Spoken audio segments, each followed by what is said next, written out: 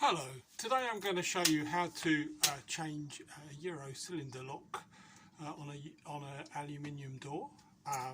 This is a replacement I have, and this is the old one here. So I'm just going to show you how to take this off. So if you unscrew the plate here, like so.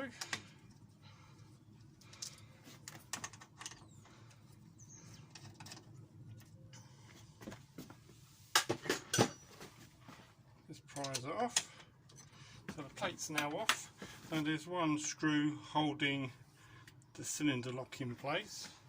So you'll need a Phillips screwdriver for that, so I'll undo that.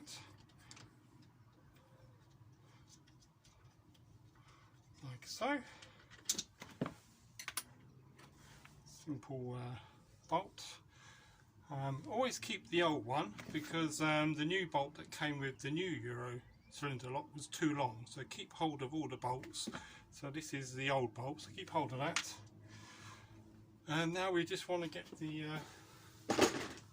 lock out. So the important thing is to make sure we've got it. We can use a hammer just to give it a little tap, but just be gentle because you want to make sure it's in a downwards position. So you don't need to wiggle it, make sure that's down. And then that should just slide out.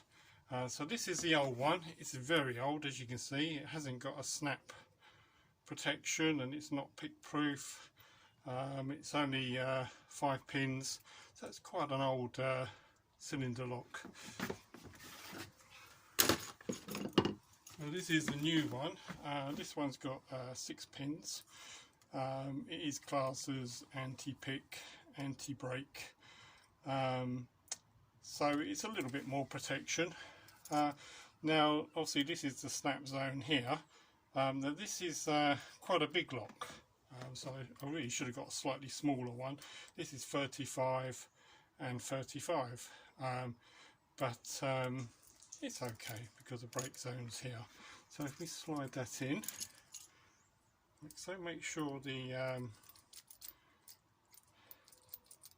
lever is down. Slide that in like so, and then we'll screw that back in like so.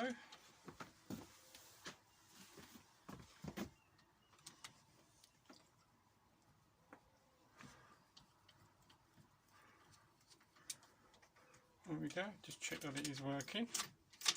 Okay, this is a 3-star Euro lock, so that's tight. And then put the faceplate back on, like so.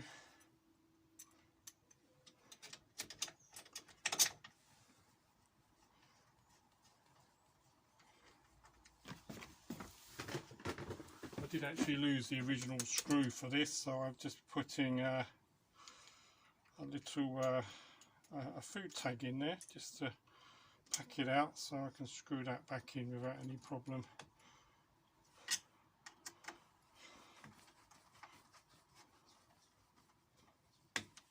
Okay, so all you need to do is then close it just to make sure it all locks, like so. There we go. So that's how you change a Euro lock. Hope you found that useful. Thank you for watching.